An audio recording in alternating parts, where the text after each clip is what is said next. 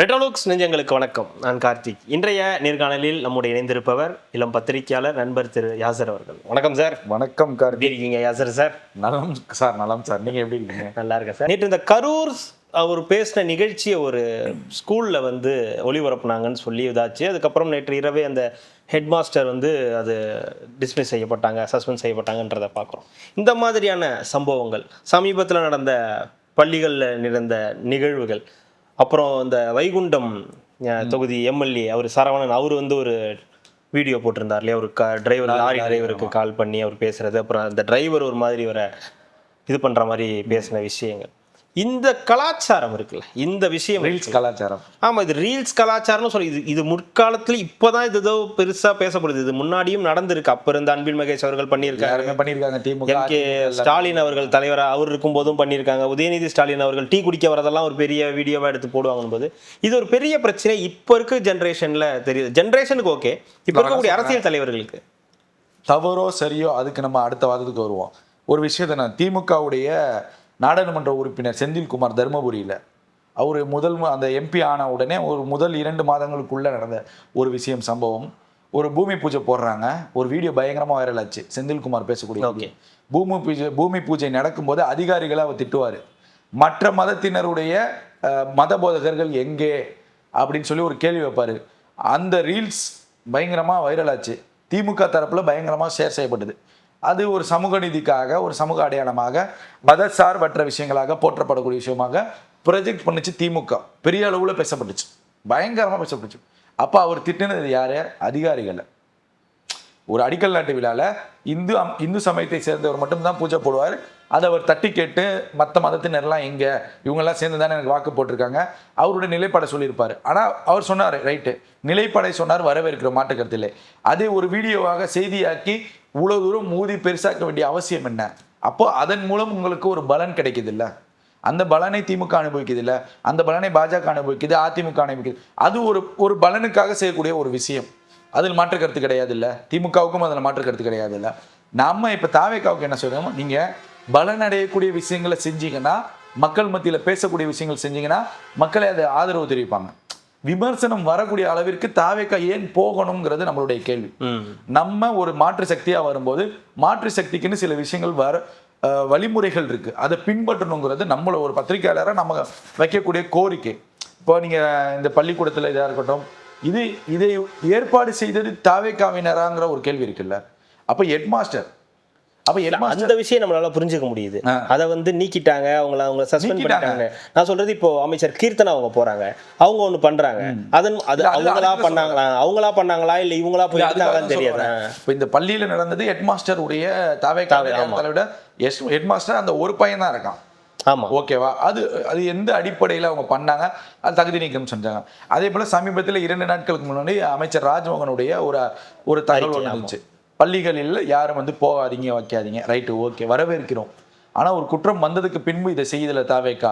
இது இன்னும் கொஞ்சம் முன் அட்வான்டேஜாக இன்னும் போகணும், ஃபாஸ்ட்டாக போகணும். ப்ரீவியஸாக நீங்கள் ஒரு விமர்சனம் வந்ததுக்கு பின்பு அதற்கு பதிலடி கொடுப்பதை நிறுத்துங்க. அதற்கு முன்பே நடவடிக்கை எடுக்கக்கூடிய விஷயங்களை பாருங்கன்னு தான் நம்ம சொல்ல வரோம். இல்லை, நம்ம ஒரு 2 மாதமான ஒரு ஆட்சி அமைச்ச ஒரு கட்சியை எல்லாரும் சேர்ந்து ரொம்ப டார்கெட் பண்றோமோன்ற ஒரு டவுட் வருது. டார்கெட் மீன்ஸ் நான் சொல்றது என்னன்னா, இதுக்கு முன்னாடி நம்ம பல விஷயங்கள் நடந்ததே கிடையாது. நம்ம சொன்னதுக்கு மாறாவும் எவ்வளோ விஷயங்கள் கடந்த கால ஆட்சிகளில் நடந்திருக்கு. ஆனால் இப்போ நம்ம எல்லாமே நமக்கு உடனே நடக்கணும், இன்ஸ்டண்ட்டாக நடக்கணும்.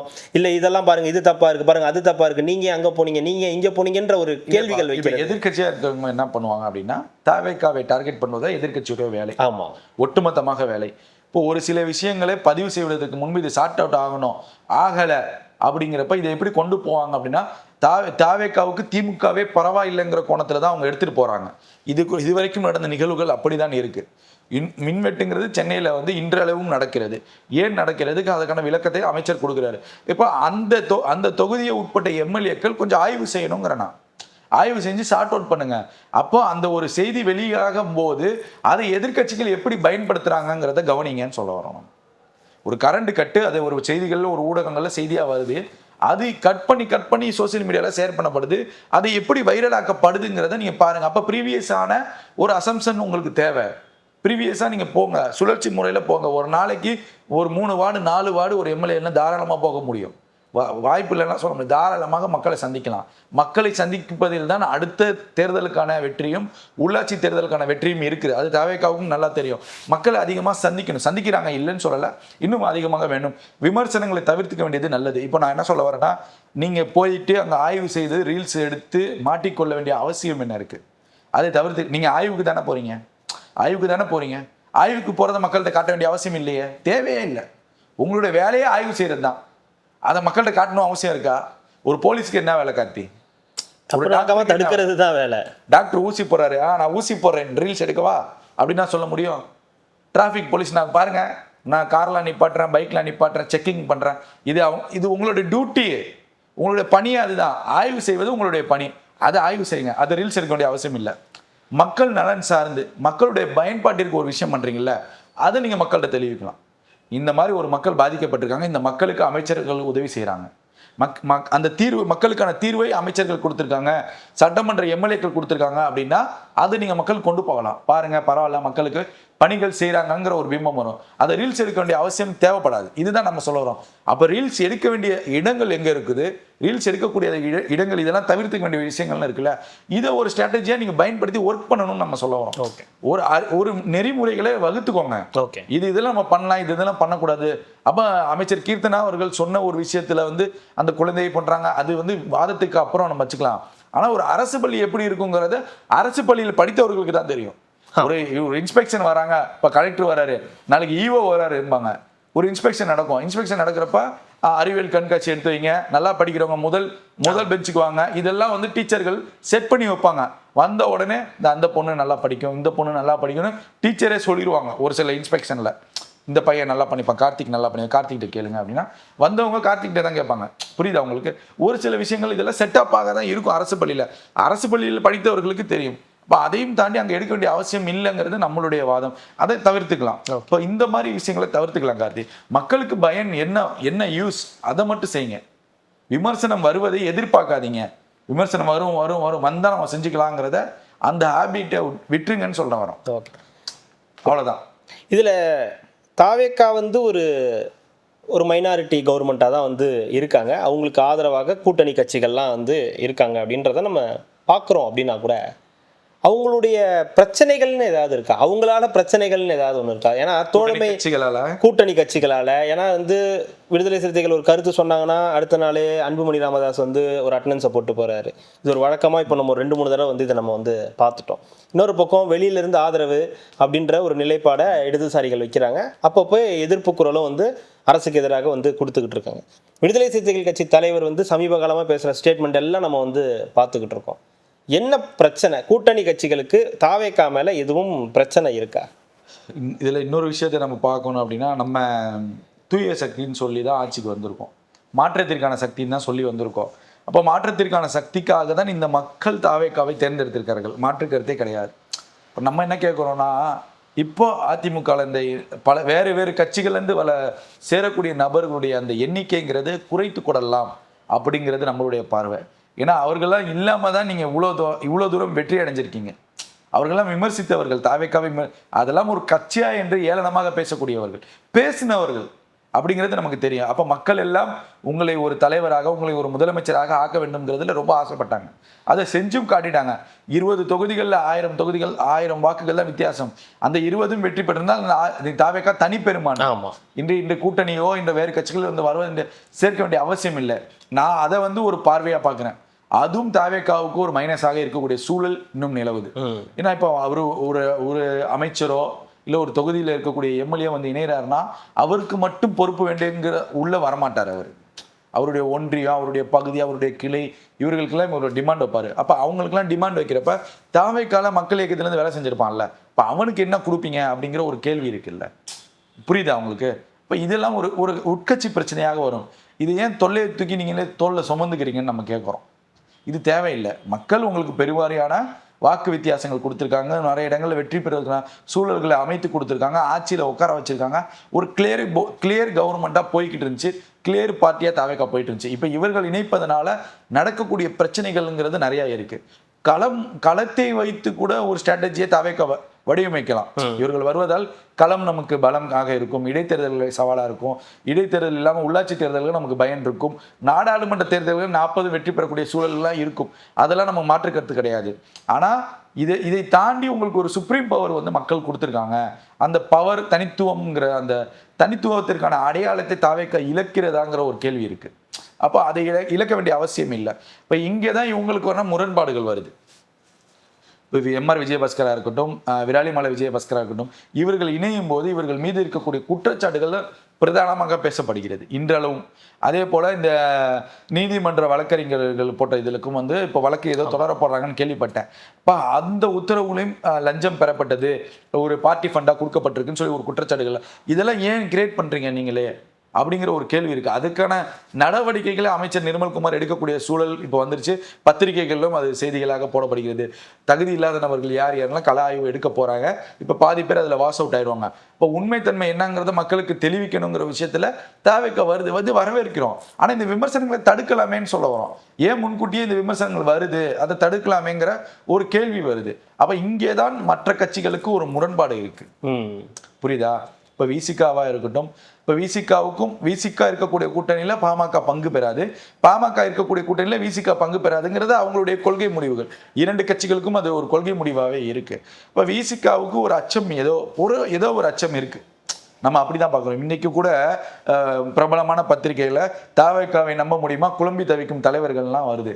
ஆனா குழம்பி தவிக்கக்கூடிய அளவுக்குலாம் ஒன்றும் கிடையாது. சரி, நீங்க போடுறது தானே ஒரு இதுவா இருக்கும், நல்லா இருக்கும். ஒரு நீங்க சொல்லக்கூடிய கருத்துக்களை தாவேக்கா ஏத்துக்கலன்னா பரவாயில்ல. சட்டமன்றத்திலே முதல்வர் அவர்கள் சொல்லிட்டாரு, எந்த ஆலோசனைலாம் கூடிங்க நாங்க ஏத்துக்கிறோம்னு சொல்லிட்டாரு. இப்போ உதயநிதி வைத்த ஒரு கோரிக்கையை சட்டமன்றத்திலே நியமனம் பண்ணி அதை சேர்த்துக்கோங்கன்னு சொல்லிட்டாரு சபாநாயகர்கிட்ட. அப்ப இப்படி இருக்கக்கூடிய சூழல்ல தாவேக்காவையே நீங்க ஏன் குழம்புடணும்னு நான் கேட்கிறேன். குழம்பக்கூடிய அவசியம் இல்லை. உங்களுடைய ஆரோக்கியமான அரசியல்ல இவர்கள் வருவது ஒரு பாதிப்பாக இருப்பது, அதை நீங்க எடுத்து வைங்க. தாவேக்கா மறுபரிசீலனை செய்தோம். இதுதான் நம்ம இணைந்த வரை போதும், இதற்கு மேல் தேவையில்லை. அவர்கள் மீது இருக்க குற்றச்சாட்டுகள் அது தனிப்பட்ட விமர்சனம். தாவேக்காவுக்கு வந்ததுக்கு பின்பு பண்றாங்களா அப்படிங்கிறத தான் நம்ம பார்க்கணும். தாவேக்கா வருவதற்கு முன்பு பண்ண விஷயங்கள், தாவேக்காவுக்கு வந்து இதை பண்ணக்கூடாதுங்கிற ஒரு டிமாண்ட் வச்சிருப்பாங்க.